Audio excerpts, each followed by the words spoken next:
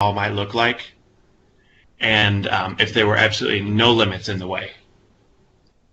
And it can be like super intimidating to think about having to, go and ask your family, go and ask your friends and stuff. But the kind of dreaming big like that makes it possible whenever you see what the end goal can be once you actually get that team formed. As far as team captain meetings, I actually haven't participated in a community event before. It's just been high school and college. So does anybody want to talk a little bit about how they do their team captain meetings?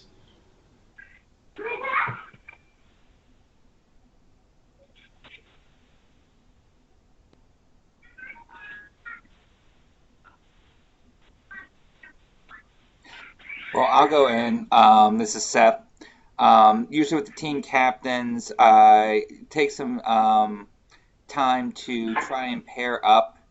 Well, I guess with the teams, just letting people know what their roles are with what they're doing, um, and making sure you establish good communication.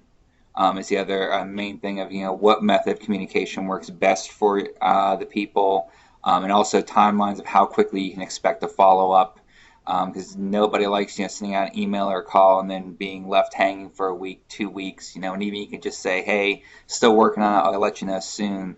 Just establish those communication, I guess, expectations early on is always helpful. Yeah, and kind of going along with that, something that I always like to do and really appreciate whenever, so like whenever I was at my high school event, something I really appreciated with my event chair was an actual accountability agreement where we both sat down together and wrote out all of both of our expectations for each other and the ways that I wanted to be supported and the way that they needed me to communicate with the event and everything like that. And it really kind of laid everything out very clearly in the beginning, so that way there wasn't any miscommunication or, and, and nobody, and I mean, as we got closer, everybody was getting stressed and excited for relay, but it's still everyone was still able to keep the event going and get everything going because we had those understanding of how what the roles were on the team and how we wanted to be communicated with.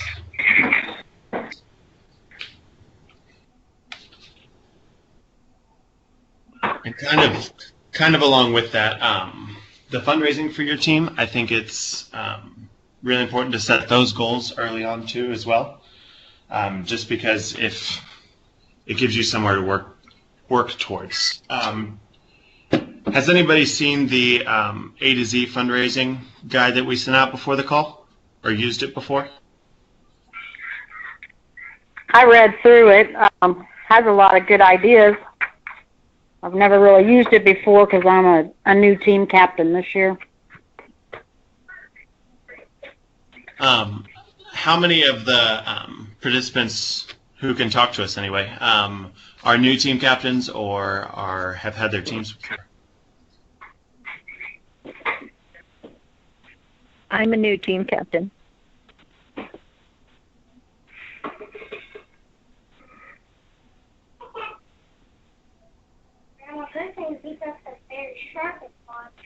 Be careful. I guess And too, technically, Tristan, I'm a new team captain because this is the first year I've actually had my own team. Is it at one of the events that you manage, or is it at one local to you? Well, it's one that I manage, and it's a neighboring county to where I live. It's the Okay. Osage and Mary's event, which I have one of my other team captains is on, Nikki. She's typing in. She unfortunately can't get her audio to work, but Oh, um, okay. the other one's representing our Osage Mary's crew here tonight. Well, the thing I have found, like with the fundraising, is yeah, having those unique ideas, or just thinking about things that finding what works in your area or finding what people are doing. Some may work better than others. Or if a lot of people are doing the same fundraiser, don't try and do the same thing because you're going to reach a critical point where people won't come to yet another fish fry. So that's something you kind of know what your when you know your market, and also try and be creative with it, make something new and different that people haven't seen before, maybe a different twist on it to get people, to choose to come to see your fundraiser versus another fundraiser, in the same town, especially if you're in a smaller area where you may not have as big a market to work with. That's, I think, a key thing to remember. Yeah, definitely. Kind of the innovation in fundraising and innovation in the way that we form our teams and kind of get our relay set up is really a big deal. Relay's been around for a while. Relay's been around longer than I've been here. But I think, and so I think it's really easy to kind of get trapped into those same things that we're doing year after year after year. Like you said, Seth, like if everyone's doing a fish fry, it kind of gets old and tired to do a fish fry. And so that's why it's really exciting for me to hear that Nikki, she typed in the chat box for those of you who aren't on Skype, she said that she uses the A to Z fundraising book before, but they come up with a lot of their own ideas, which is really neat to hear, kind of how you can bring maybe your work experiences or the ways that or other fundraisers you're part of and kind of use some of those same ideas for fundraising techniques. Oh, Nikki adds another good point. She feels that you need to start forming teams early to raise money.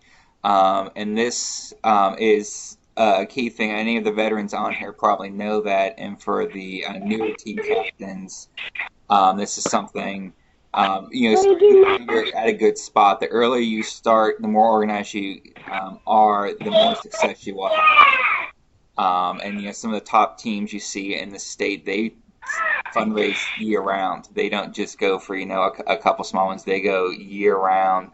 Nikki's talking about she does a Boys as Babes softball tournament every year. That's off season in the spring or in the fall after our normal after the season's over. She does that, and that's one of their big fundraisers for the year. And yeah, a lot of the big teams will do that where they'll have start early. They may run year round. If you're starting out, don't worry about that. I mean, focus on what's manageable and what you can do. But as you get more experience and want to take it to the next level, you start thinking about year round what you can do for fundraisers, and that's where those really top teams that are breaking the $10,000, $15,000 mark. That's how they do it. It's not one fundraiser. They do a few of them, or they do a lot of small ones. And just one other thing to add, Tristan, we have a office Facebook page.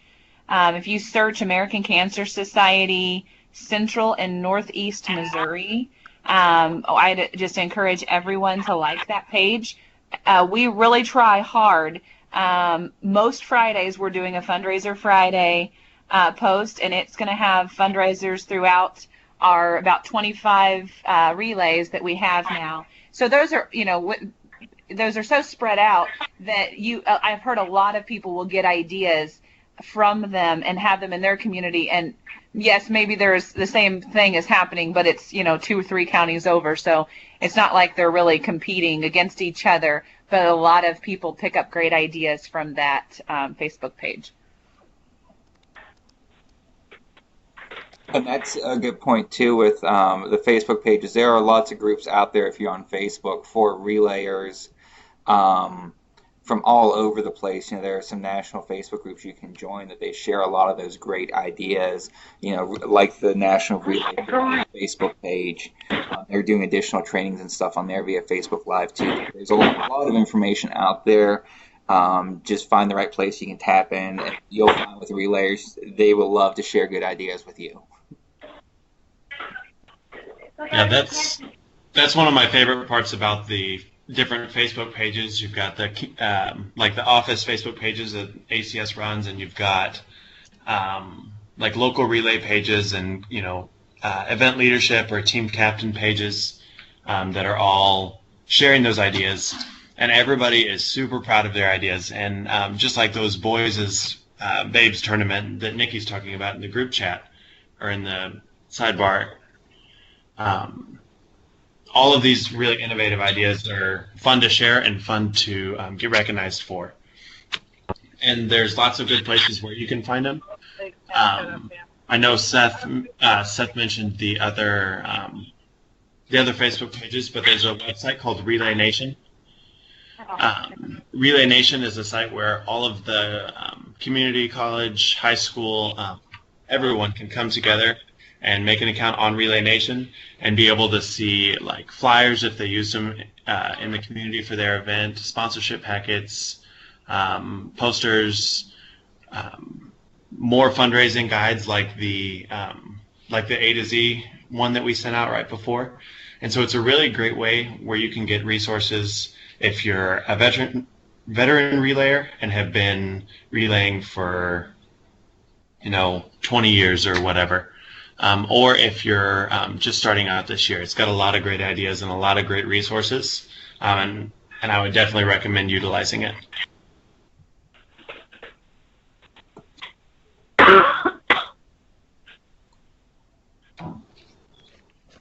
While there's a pause, this is Lee. I just jumped on the call. Hi, Lee. Hi, Lee. Hello. We're happy to have you.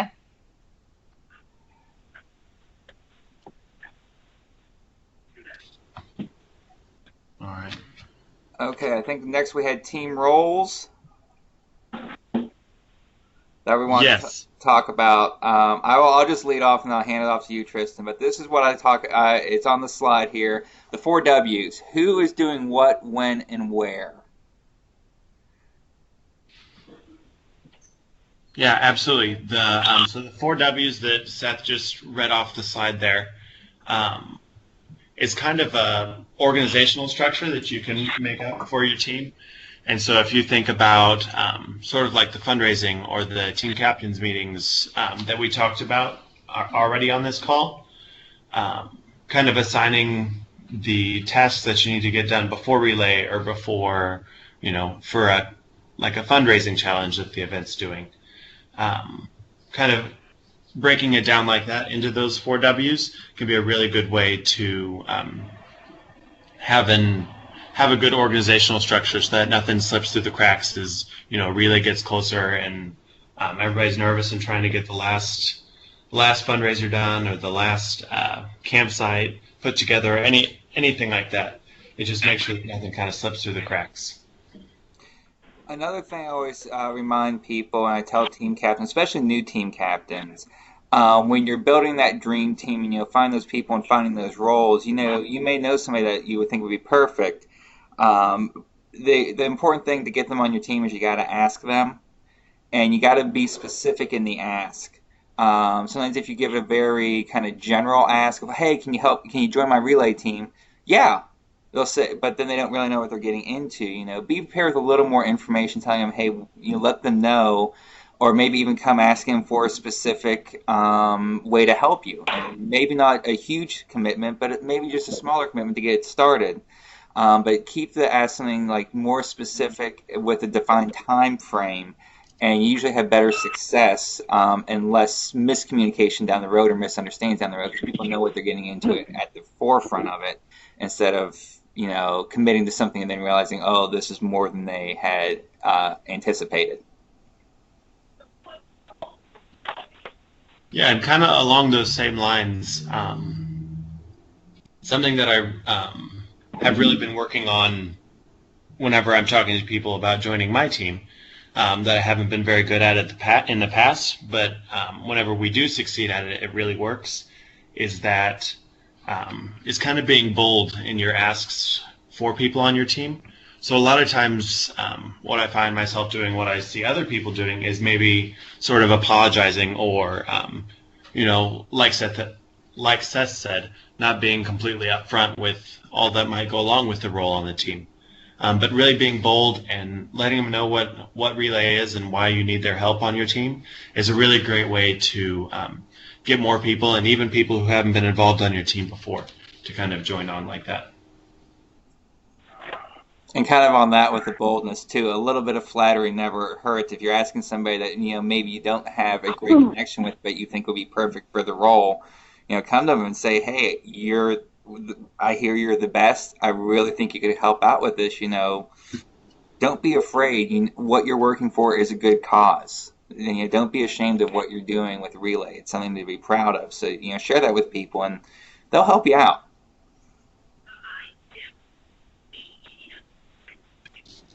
just kind of a little side note from I was working with some other campus relayers this past weekend, and we went around and a pretty typical relay icebreaker at a meeting might be, where are you from, what's your favorite ice cream, and why do you relay, and what got you started with relay. And it was amazing to me that the number of these of the people who are involved with the campus movement who just got involved simply because someone asked them. And that's the reason why I got involved with relay as well. I have my experience with cancer, family, friends, just like all of you do. But the reason why Relay for Life is an organization that I've gotten involved with and have been passionate about, and the organization that I know is going to finish that fight against cancer, is because someone came up to me and asked me to be on their team. And so I think kind of those sort of impacts are really good to keep in mind about that they're not going to be able to join your team unless you do make that ask and ask them like that.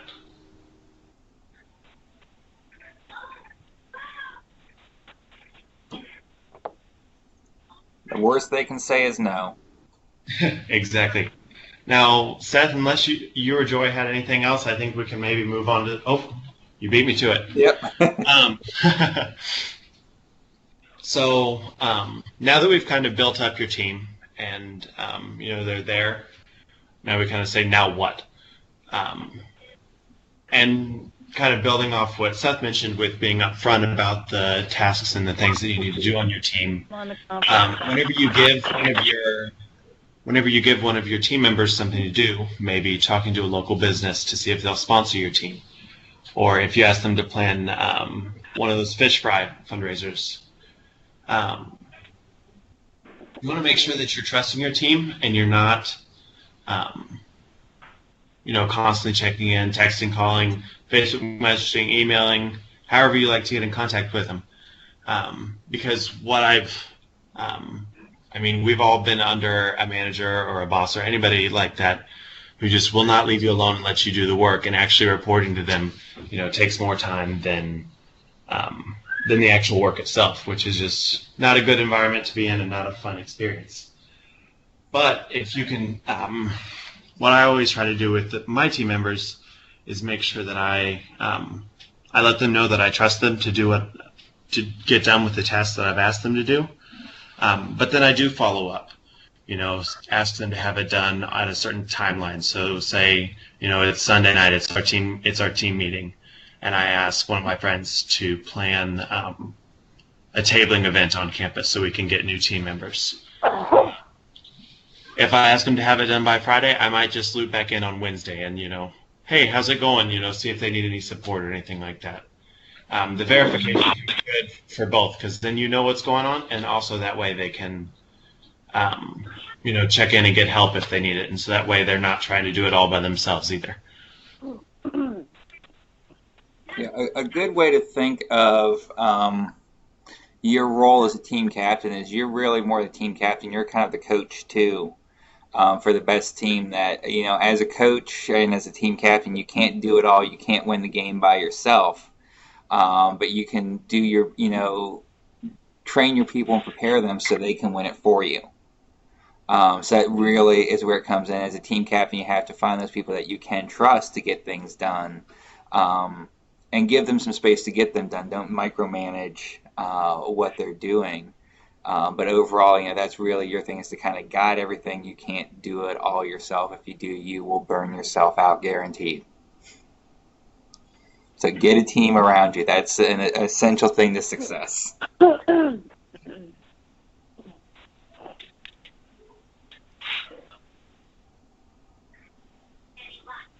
You want to move on to the next one, Tristan? Just one last thing about the motivating your team. Something that I try to do with my team, and something that I've seen has been really successful with other teams, is really getting to know your team and getting well acquainted with them. So maybe they are just a person who works down the hall from you at work, and so you're not that acquainted with them. But what I've always heard has worked better is if that relationship is built up, so that way the communication is easier and everybody's working together more closely. Now, once you actually get the tasks done, or one of the team members is able to, does something good for your team. Maybe they get a big donation from their boss or from a local business. Something that I have written on my relay binder is encourage, recognize, and repeat. So in the beginning, you're going to want to really work with them and make sure that they know how to do it, and encourage them and let them know that you do have that trust in them to get whatever task is done. And then afterwards, after that gets done, recognize them. And I would say that that's the part that me personally, I'm not the best at. I get really into the actual fundraising and the planning the event and working with the team members, that it can be really tough for me to remember to just send a simple note that says thank you, I really appreciate everything that you've done for us. But those really are what keep people going, and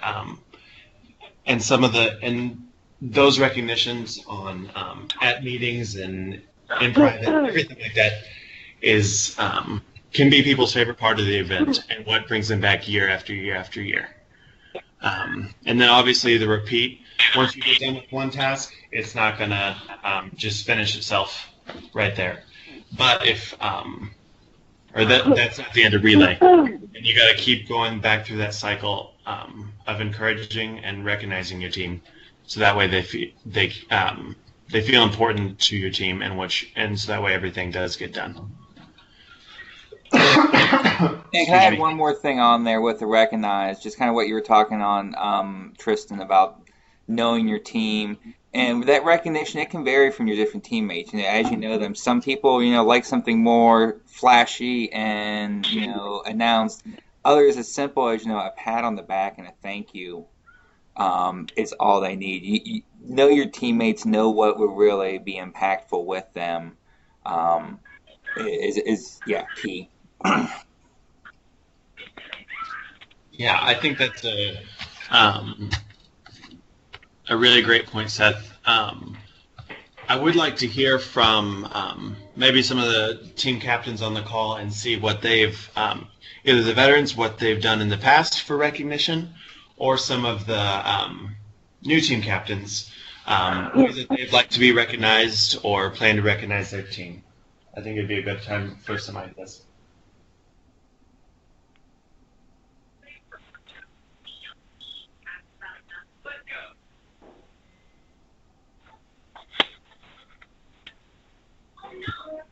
Anyone have any darn good ideas? Well, Tristan, this is Joy. I know I'm staff, but I've been a team captain for 4 or 5 years, even before I worked for the American Cancer Society.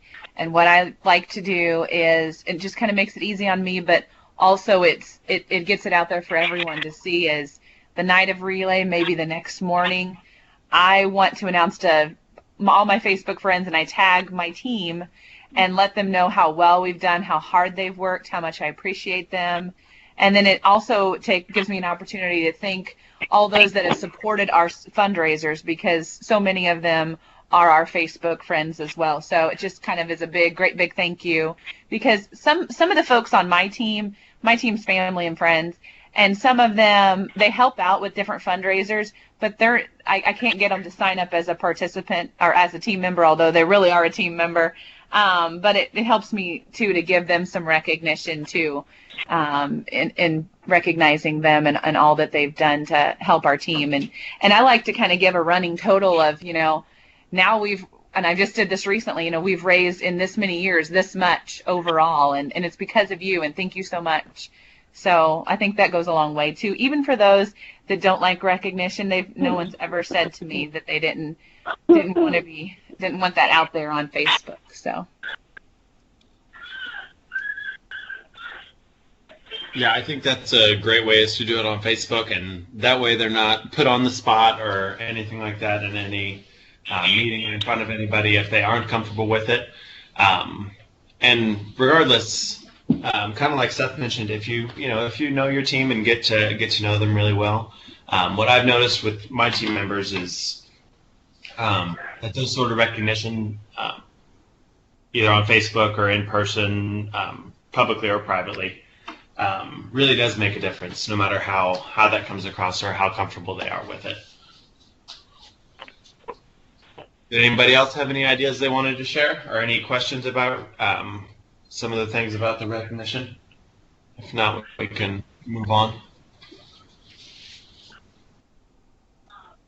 All right, we'll go on to fundraising ideas. So a lot of what we've been talking about with the with building up your team and motivating them is actually for the fundraising, which should make sense because Relay is a fundraising event for the American Cancer Society. But some of the best ways for fundraising, like we mentioned earlier, are those really innovative ideas, because it draws people in and it's not something that they've heard about before. I know that one of my favorite ideas that I just heard about from one of the other campus relayers was a car smash. So if you can get like an old used car donated, and my ACS staff partner let me know that we had to take all the glass out first if we did this fundraiser, and then you charge people to hit it with a sledgehammer. And I just thought that was really, really cool, and I hadn't heard of anything like it before. So kind of keeping an ear out amongst your friends and at your work and everything like that can be a really good way to kind of pick up those extra ideas. The thing I want to add on there is when you're thinking of fundraising ideas, play to your strengths of your team and the people working with you. If you're, really good cooks, use that to your advantage, or, you're very crafty at something like that, or maybe you have a lot of connections with the movers and shakers. Maybe you could set up a golf tournament. Work to your strengths, things that you know and can use to your advantage, either with the people that will come and support your fundraisers, or with the skills they can bring to your team. If you're not runners, don't host a 5K. Think of things that you have some knowledge background in and use that to your advantage. Yeah, that's a great point, Seth. And I think that goes back to like knowing your team and getting to know them outside of just relay and spending time with them and talking with them, because then you're able to.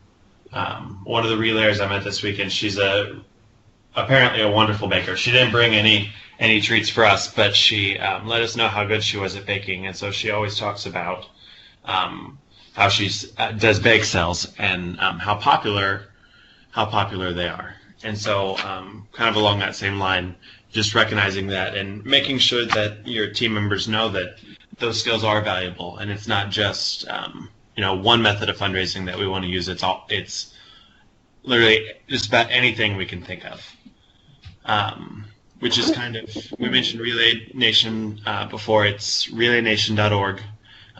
It's on the slide here for those of you who are on the Skype, and that's the website for those of you who are on the phone.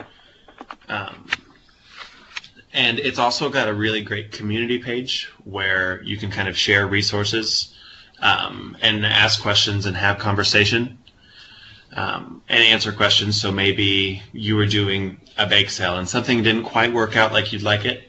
Kind of those problem-solving type things can be a really great way to utilize Relay Nation too. The other thing I want to add about Relay Nation, the great resource of it, is it's not just ideas. There's a lot of documents. So, like if you're looking for various forms or things you can edit for your own flyers, or even like entire breakdown of how to run an event, you'll find that on there. Like I said, people are very, if they have a successful event, they like to share it because they kind of get, it's like, hey, we came up with a really awesome fundraiser, you should try it. So yeah, stealing stuff is very common in the relay world if you haven't realized that yet, and it's the highest form of flattery if you borrow somebody else's fundraising idea. Usually you try not to do it in the same event though, so just talk to relayers from neighboring events and see what works with them, and maybe incorporate something from there. Yeah, that even just today, I was on. I was searching through Relay Nation, and I was looking for resources, and I was downloading it on my computer and kind of erasing one of the other teams' name on it, and the event name, and adding my own right back on, so that way I could use it this year for our event. So yeah, definitely take those resources and make them your own, and modify them. And if it really works out for you, and the modifications you did, definitely share what you did, so that way those other events can kind of use them again in the same way you did it first. Another great way to get fundraising ideas are team captain meetings for your local event. Most of them now, they should be starting. A lot of our events, the bulk of them that are in the June season, have had their kickoffs, or they're coming shortly. So usually after that, we start a team captain meeting. So check with your event leads or your team ambassador, if you have one, should be notifying you of those. But that's a great time.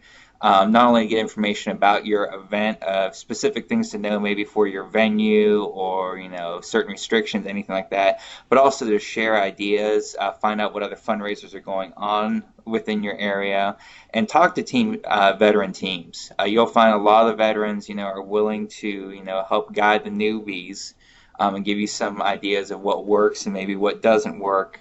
So don't be afraid to ask questions at them.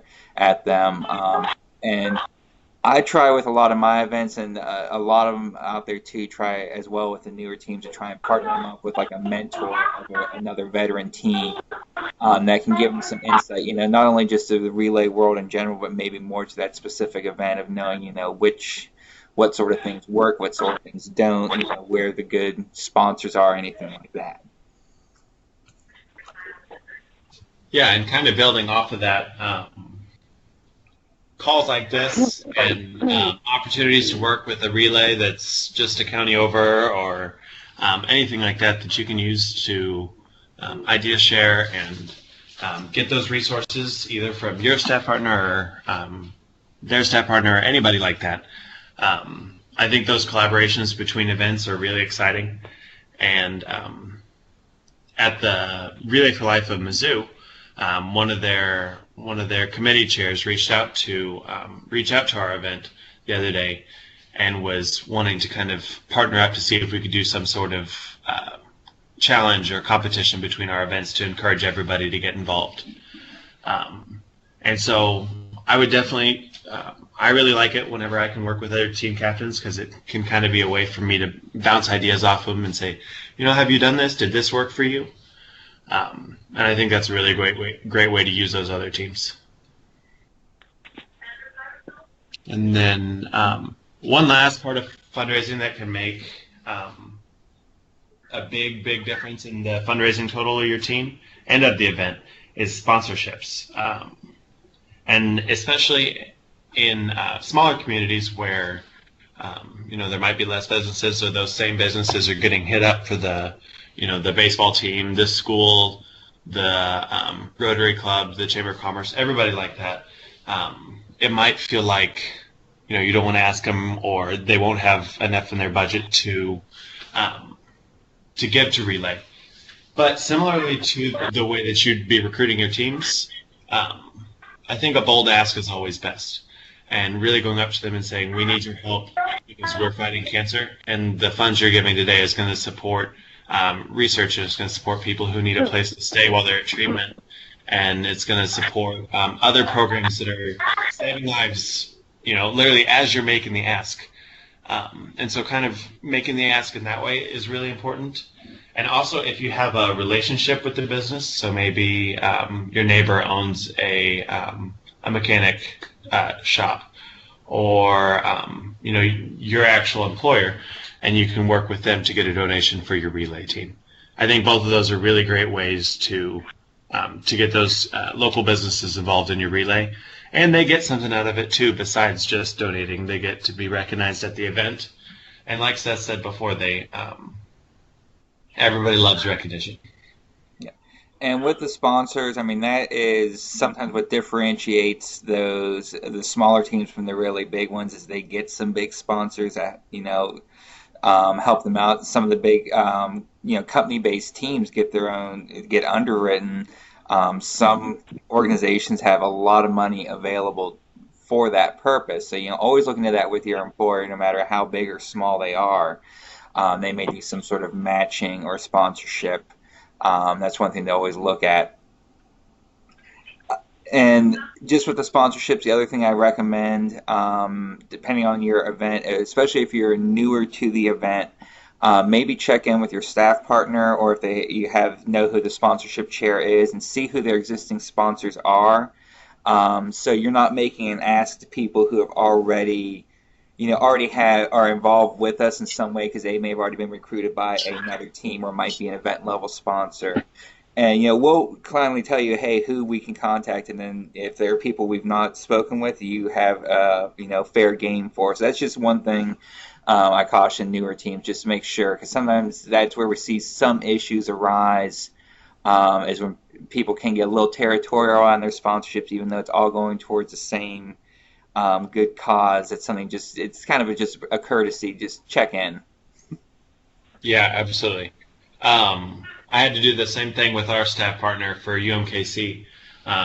We've got the Kansas City Plaza that's right down the street from us, and we wanted to make sure that we could actually go and ask all those businesses, because we've also got the Relay for Life of Kansas City that's going to be pretty much covering a lot of the same territory as us, and so we didn't want to take away from their event sponsors, but we still wanted to get as many as we could for us. So definitely just having that conversation with the other team captains and your staff partner kind of avoids those issues.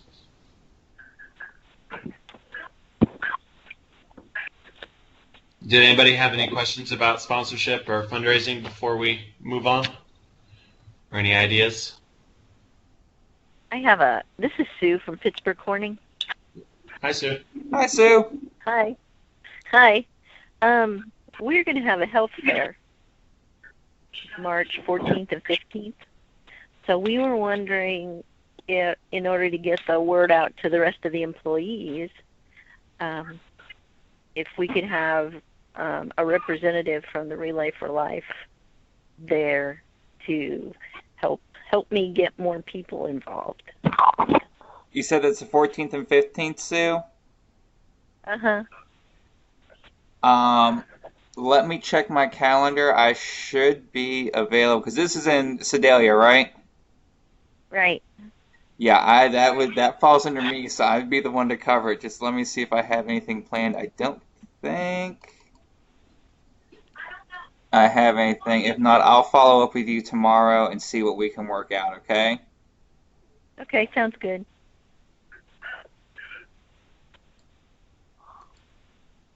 You know, 14th, probably looking at it, 14th would work. I could probably do it midday because I also have something that night. But yeah, I'll touch base with you tomorrow so we can schedule that, okay? Yeah, that sounds great. And appreciate it. That's a great example for everyone else on there that, you know, if you are with a company or, you know, a business-based team, talk with your staff partner. That's one of the things we do and are happy there to help you recruit new team members and provide that information.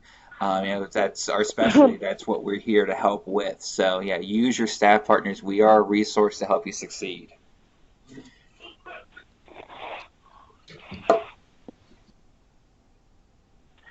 Okay, so I guess we'll move on to setting goals. Absolutely. For everybody who's calling in on their phone, we've got the slide on the screen that has us on setting goals, and it's using SMART goals, which is the specific, measurable, achievable, realistic, and time-based. And I'll be upfront with everybody. This is maybe my least favorite acronym because I think it's really, really, really overused, but I think it's really useful still. And it's the way that I make the goals for different fundraisers and for my team and for my own personal fundraising.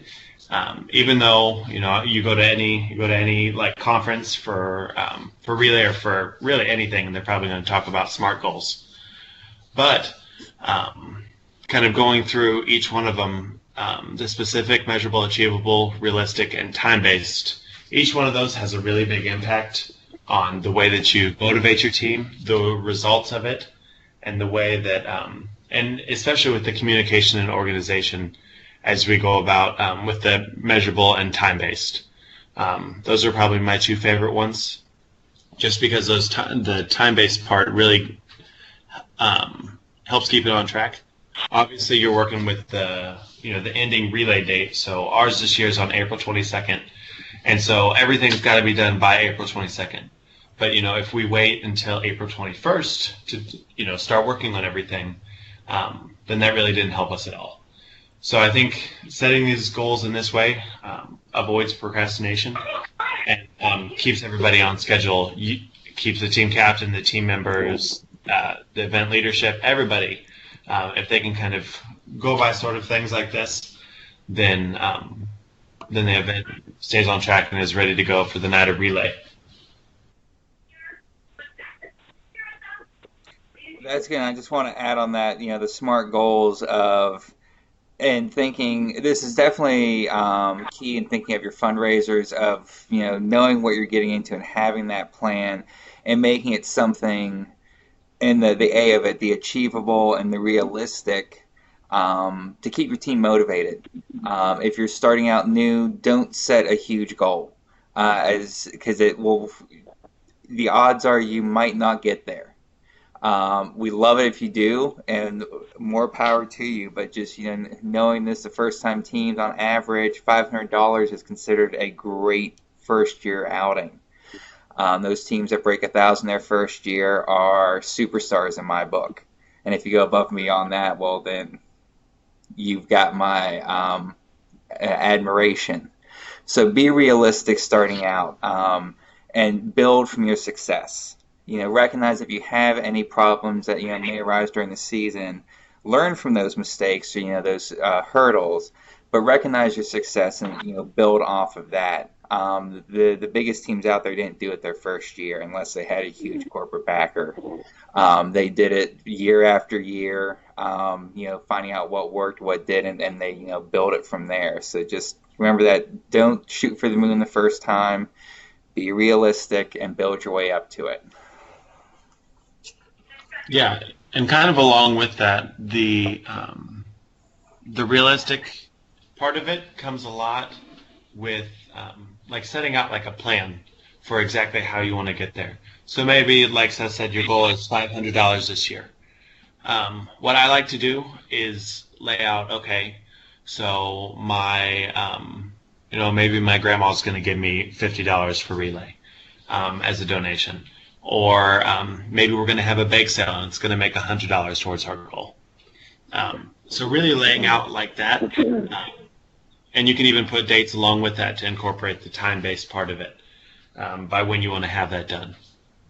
But doing it like that really helps me, and I don't know if that would be useful to any of you if you work like that, but I really find it helpful to lay where I'm going to get each dollar from towards my goal. And so that way I can make sure that it is achievable and it is realistic whenever I'm setting those goals for myself. Because like Seth said, it can be really, really discouraging if you set, like, I want to raise, $1 million this year for relay. And I mean, I can't do that. And especially not without that plan. And so making sure that you lay everything out and kind of set that reasonable goal saves a lot of headache for later on with relay. Tristan, can I ask you to share? I always hear about how great a job our college relayers do with individual fundraising. I just hear so many great successes. I mean, I know that one of the colleges out of St. Louis had a challenge in 1 week to raise $30,000. And I don't know how they did, but I'm going to say they probably made their goal because they're just so good at asking for individual fundraising. And I just think that, like, sometimes those of us community relayers might be able to learn something about the tricks that you have to make that so successful. Yeah, absolutely. So for me personally, and I think this is very similar for a lot of relay events, or for a lot of campus relay events, like the one in St. Louis, which is probably St. Louis University. They're a big relay out there, um, and I know that they've done some challenges in the past that have been really successful. But for those challenges, they're all online, and they use their relay dashboard. So if you go onto your event page for your Relay for Life event and log in, that relay dashboard there has a lot of great tools for your personal fundraising. I use them a lot, especially for thank yous for my donors. So if someone donates online, it's a really easy way to just click thank, and it'll send them an e-card, and you can customize it how you'd like. Um, but I think one of the biggest successes is using those online tools that we have. So I post to Facebook a lot. I send a whole lot of emails. I'm sure by at the end of relay season, everybody's like, "Oh, here's another email from Tristan." And I think that that is a big key to our success, for me and for events that do challenges like that, is utilizing those online tools that Relay for Life provides for us, both for team fundraising and for individual fundraising. Well, and to build on that, Tristan, don't forget the fundraising app. With the new version, if you haven't used it, it's the ACS Fundraising. Fun is all capital letters. Available in your iTunes store or the Google Play Store. That one makes it super simple to manage your team. You can email your team from your phone if you know you're out and about and have an idea or want to organize something. And then for the fundraising aspect, it allows you to take checks, credit, or debit card right from your phone, secure, quick, and safe. Like we even used it. Joy and I were doing a gift wrapping at one of the malls during Christmas, and for people who didn't have cash, I'm like, hey, we can take check, or if you got a credit card, we can swipe it right here. So we have people taking donations that way. So that can even work on the individual role if you just want to go out and say, hey. If you have people, just speaking on it to a one-on-one basis, which you will, and hey, get chipping $5 towards my relay team, and you could process it right then and there. Yeah, and something that I hadn't used the app for before, but I learned about just recently, was that you can actually text every single person in your phone from the app just very quickly, just a click of a button. And I know I have too many contacts in my phone that I don't even talk to, but being able to message them all for Relay is a really cool idea, and I think the new fundraising app is great, especially with that being able to take donations right there.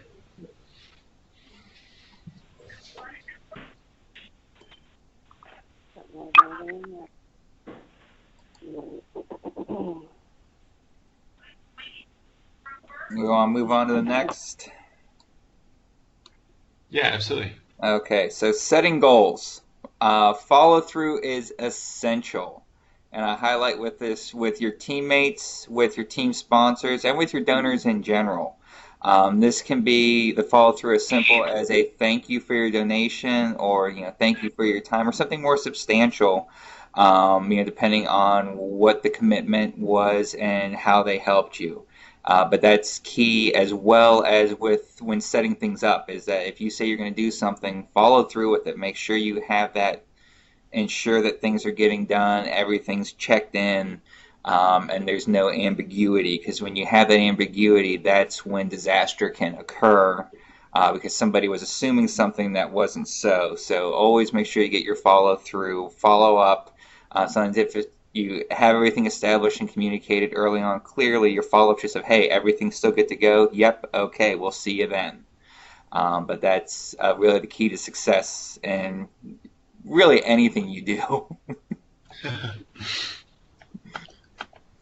Yeah, being able to keep that follow-through has always been really important. And I think making sure that you follow up with your teammates, sponsors, and donors is important, but also kind of following through with the goals that you set for yourself. So like what Joy said with the personal fundraising, making sure that you're following through on those personal fundraising and personal goals for your team is really important. and kind of like setting that example as a leader and team captain. And I think that having a follow through. So whenever I'm in my team meetings with with all my team members and stuff, and kind of separating out like, oh, how's everybody's fundraising going? How can I help you?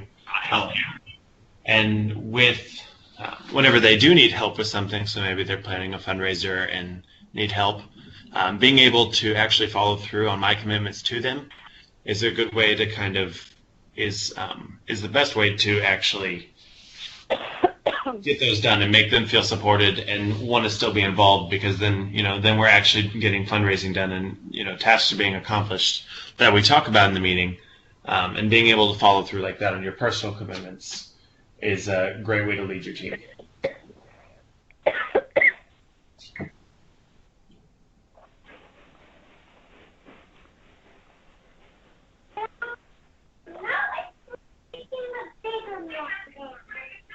I guess the next thing to go with follow through is avoiding your procrastination.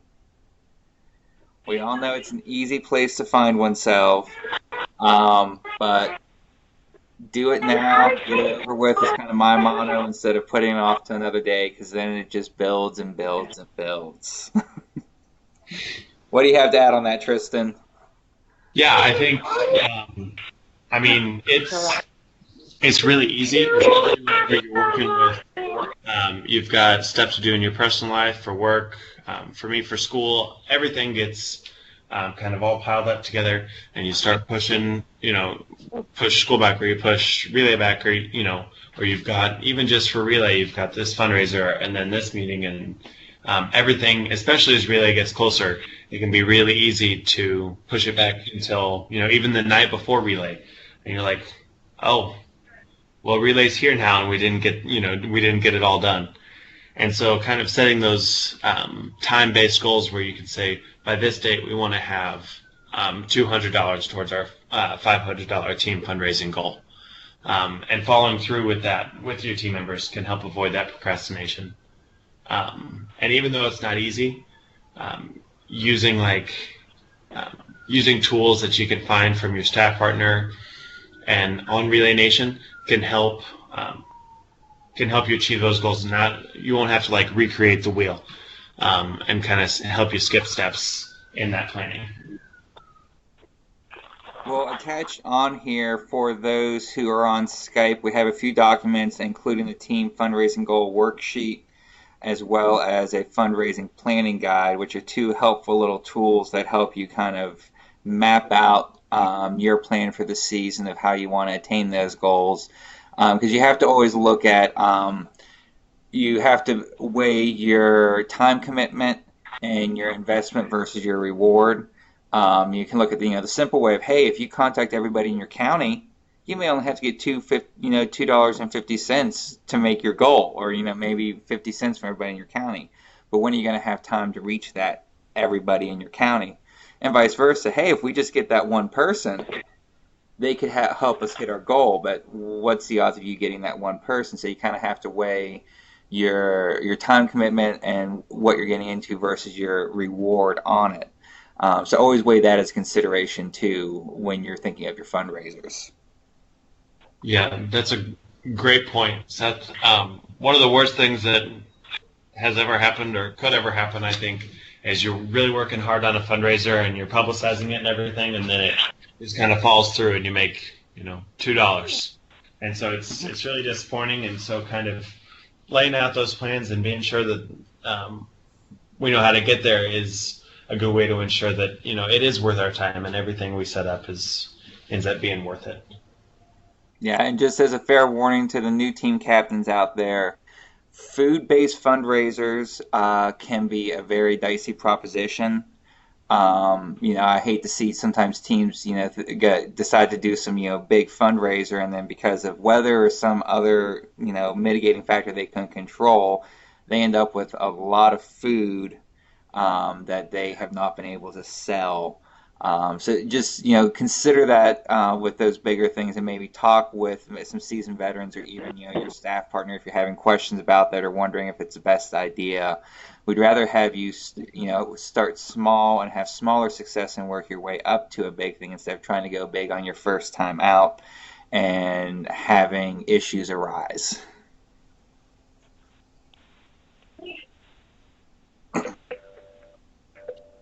All right. Well, that is all I had for the procrastination, and I'd love to hear any questions that you have or any ideas that this prompted while we were talking.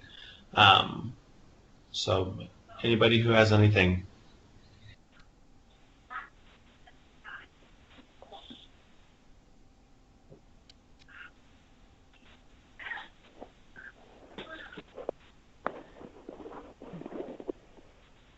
As far as for most of your relays, are you starting to get teams formed, or where are you in the planning process?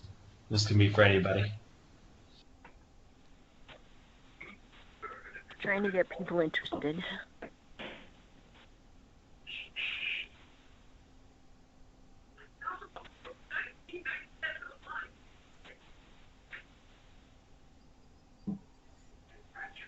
I'm in the process. I just finished my kickoff season last week, so I'm starting to see a number of teams start to register. And with my own personal team, I have my second team meeting this Sunday. We're doing a little party, and that's something I recommend to people too. Maybe make your team meetings fun. If you're doing it with friends and family, or people you enjoy, that you hang out with anyways. Make it fun. So we're doing like a Walking Dead themed potluck for our team meeting. So we'll do our team meeting, then we'll watch the show. So you can do things like that too if your team meetings are fun. Yeah, and that helps. And that helps everybody kind of get to know each other too, beyond just relay. So I think that is a good idea.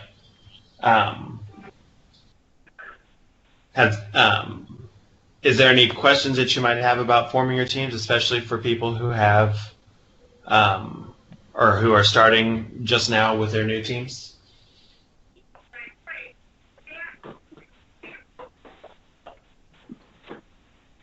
Not really. Well, good. I'm glad that everybody's getting off to a good start.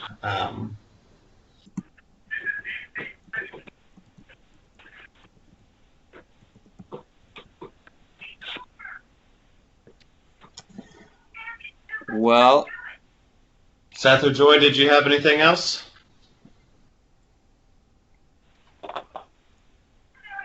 The only thing that I was just going to add was that, we did record the call. We're going to send out these other 2 documents that we had not sent before, and we'll also send you the call so that you can refer to it later. Or if you hear of any other team captains that are sad that they missed it, that they can listen and pick up some pointers. So again, we just want to thank you so much for giving us an hour of your time this evening, and we just wish you success in leading your teams, and just let us know if we can help in any way, and or your staff partner. We really just wanted to say thank you. That's all that I had to add.